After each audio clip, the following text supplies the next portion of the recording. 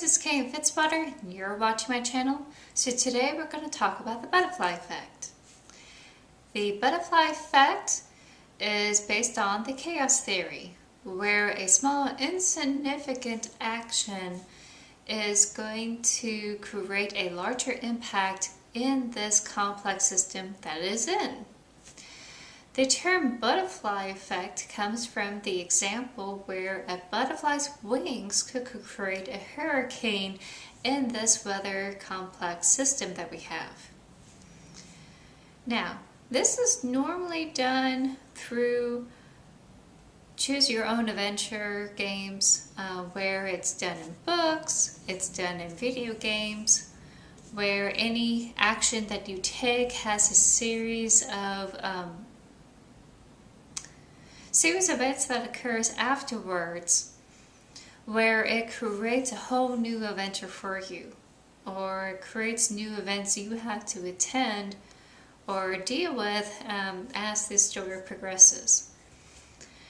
So why this butterfly effect? Why I'm talking about it in this editing series? Because we are affecting our stories, even though they are small and may be seemingly insignificant. And there's going to be some butterfly effect from this type of editing that we do in our story. This is why some people are afraid to do their editing, because they don't want to make these type of changes, even though they're small, because they know that it will change and alter most of the story, whether it's for the better or not, and they're afraid of change. This is not something to be afraid of. This is something that you should understand why these changes occur and how to keep that in mind as you're continuing to edit your story, and to be on the watch out for something that may develop out of this butterfly effect that tells the story in a more dramatic and fun way.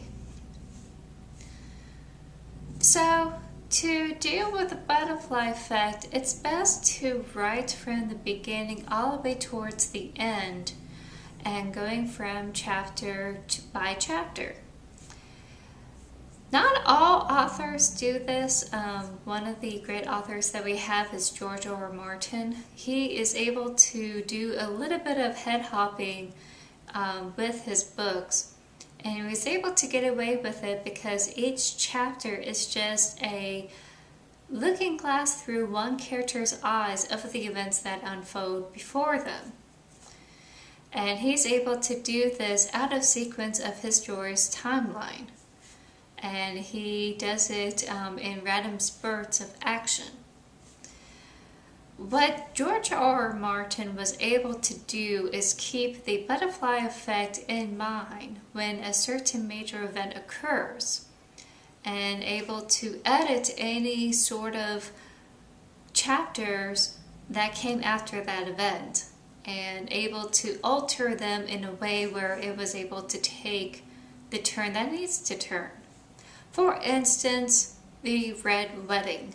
He was able to edit any chapters that he made before this event had occurred, and so that way they reflect the events that come after the Red Wedding. What had happened to Arya Stark, what happened to King's Landing, what had happened to everything else that came after this major bloodbath that occurred. Okay. Because of this event and changes people's mentalities, it creates new motivations, it creates it changes how someone perceives the other person because of this significant event.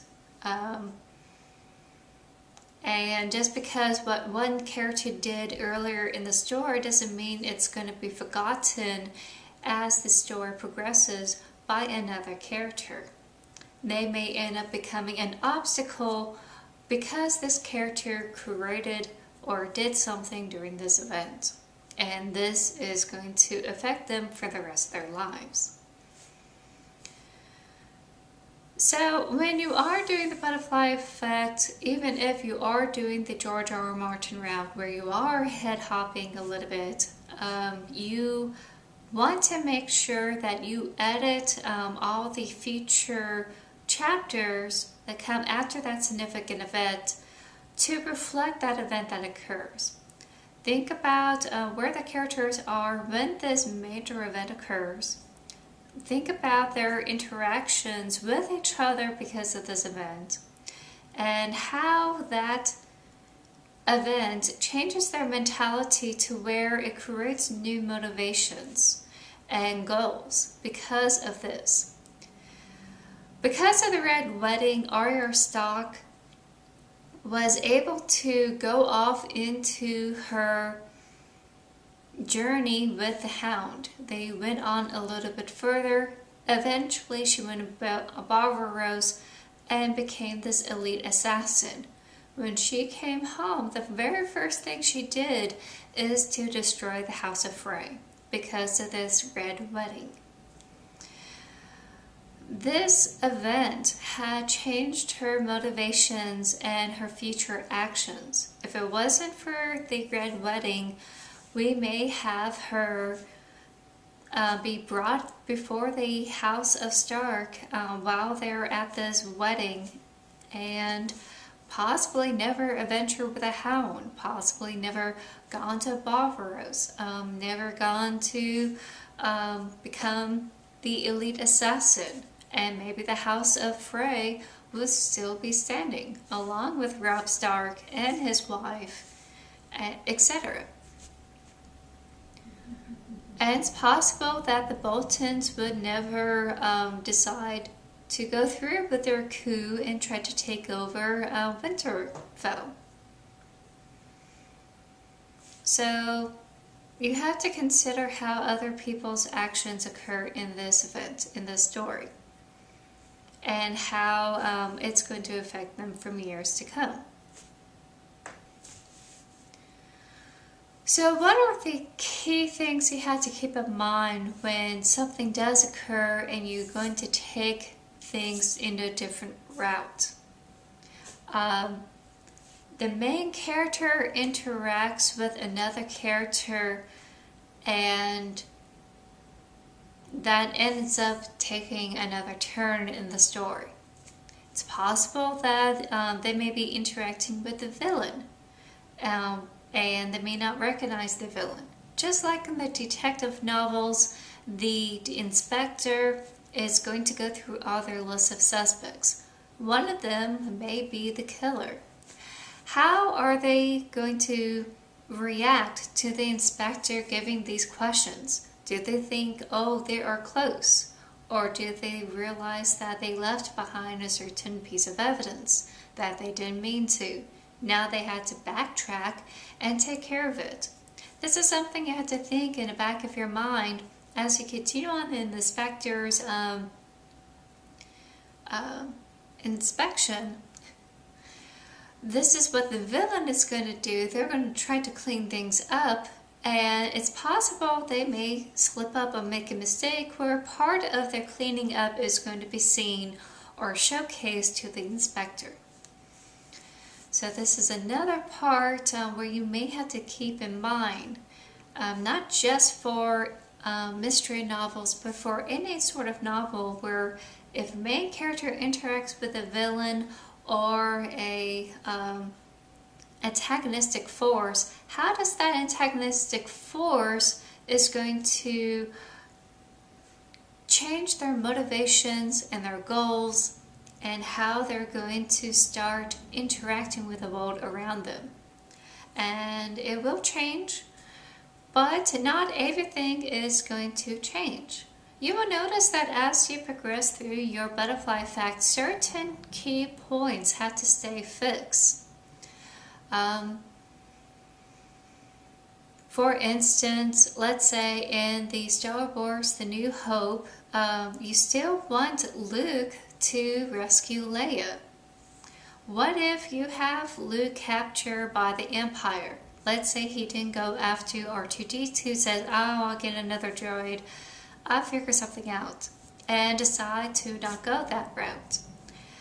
So he will be captured, let's say captured by the stormtroopers, and ended up in the Death Star. Now he's up there without Obi-Wan Kenobi, without R2-D2, Han Solo, and Chewbacca. And he decides, I'm going to save this princess and we're going to bust out of here. How is that going to alter the story? What occurs? And we discover that because of this alteration, Princess Leia still is taken out of prison. Luke and Leia are still going to escape from the Death Star, and they may still end up on planet Yondor, and they may still have to blow up the Death Star. What if Obi-Wan Kenobi shows up with Han Solo and Chewbacca a little bit later after Luke is captured, and they decide to rescue them? How would those events occur that's a little bit different from the events of the original movie?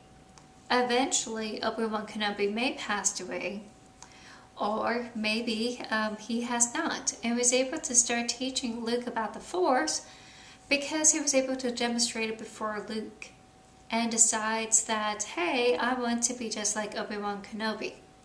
And Kenobi doesn't die in this movie. So you can see how the story alters and changes, and you can see how which certain points remain the same. Where Leia is still rescued, they all leave the Death Star. Eventually they all made it to the Rebel base to blow up the Death Star. Another thing to consider is anything that you would think of as a cosmetic change, like a name, an eye color, hair color. You decide you put them in a different culture. They have a different background. You decide to have a different dialogue with this character. Even though these are minute changes, maybe for flavor for you, you now have to consider how everyone else is going to react to this name. For instance, if it's a silly name, where it's Fluffy Pants for the last name, you will have to consider how people are going to treat this character. Maybe those who are very serious may not care for such a name and may debase them because they think they won't amount to anything. And those people who will not mind about that type of name may always think of them as a jokester and not someone who's going to take things seriously. Even though this character never really changed except for their name. Another example to think of is in the Memoirs of the Geisha, where the main character has blue eyes. Most of her interactions throughout this movie occurred because of her blue eyes. They were able to become wowed and dazzled by her beauty. And those who are wanting to help her use the water as a philosophical guideline. Like, just like water, you're able to take on any shape. And just like water, you're able to burst through any dam. Water is powerful, and your eye color is blue like water. You could do almost anything. So, just something as small as a cosmetic change as an eye color created significant changes to this character and those around her, and thus end up changing her as well. She starts accepting this philosophy, she accepts the attention that she receives, she's able to eventually use this unusual beauty to her advantage. And then eventually it will backfire on her as that beauty created some unexpected attention that she does not wish. And lastly, you had to think about the type of environment you have your characters in. This is part of trying to edit against the white void where they're only talking, they're only acting against each other, but there's nothing in this room they could interact with. And you may decide to do better. One of the things you have to consider is how weather still lingers in the environment and how you could write about the oncoming storm that may occur.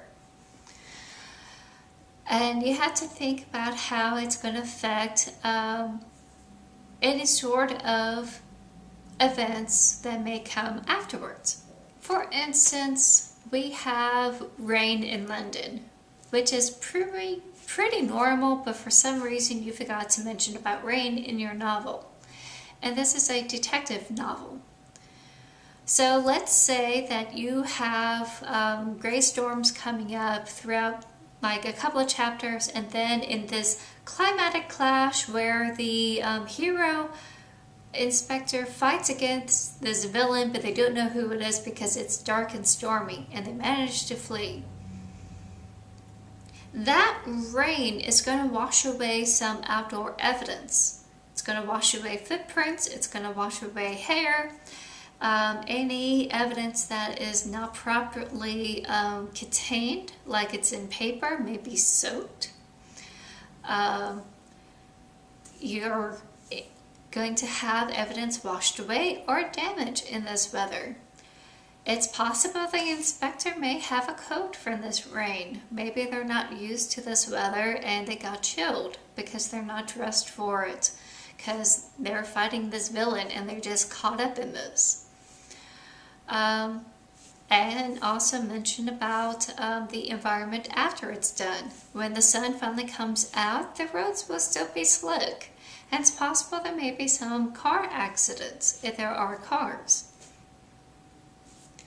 And you also have to talk about how people and the culture reacts to weather. Does everyone wear snowshoes continue to go to school even though it's an icy tundra? Or do people just hunker down in their homes and just read cozy novels? Or do they just shovel the sidewalk, if there is a sidewalk? So think about how weather affects your events, and think about how your character is going to overcome these new obstacles you place. Always thinking about your action and reaction scenes. Think back to how your character is going to react on an emotional basis, and whatever new motivation or goals they are going to come up due to this new event you placed into your draft. And also think about any action they're going to take on this new mentality and this new motivation that they have. This new goal they have to overcome, or this new obstacle they had to overcome, so that way they try to go towards their goal. Going back to the gumshoe, if the evidence is washed away and the inspector has a cold, he's going to ruminate on how he's going to go after this bad guy, even though he has almost nothing to work with. He's going to have to come up with a creative solution to go after him. And you're going to help him along because you, the author, know almost everything about this villain, and you know that this is a crafty inspector. He's going to come up with a solution eventually. This story doesn't end here, and you're able to carry this story through by coming up with new solutions and new actions through these characters. And lastly, it's possible that at the very end of the story, you decide that you're going to need to go back to your story and do some changes so that way the ending is actually the way you want it. Sometimes it happens, and this is why we have multiple drafts. Your second draft isn't your last draft. You're going to do multiple takes in editing. And sometimes the stuff that you realize you need to do is going to happen at the very end of your draft. And it's okay to go back to the very beginning of your story and go through to implement what you need to make your ending a successful story. Also too, when you are working on your ending, think about where it's going to carry in case it's a series novel. How is this going to influence the characters knew yesterday. What new routines they're going to have after this ending, and how is that going to play into the next book. No different than the Empire Strikes Back, we have Han Solo encased in carbonite. Now in the Return of the Jedi, you're going to have the characters try to help Han Solo stop being a carbonated stiff. So you have a nice creative solution you have to contend with, or you have a nice creative problem you have to contend with that's able to propel you into the next story. Just be sure you keep that in mind as you work your ending.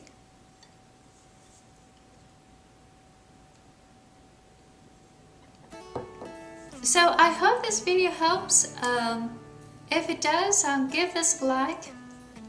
If you have any questions you want to discuss, leave them down below. And as always, you can always subscribe to my channel. I have a bunch of videos that I've done over the past couple of years. You're more than welcome to browse through them. I will be on Instagram eventually when I get back to it. And I will be on and off of Twitter. And I'll see you next month. Bye!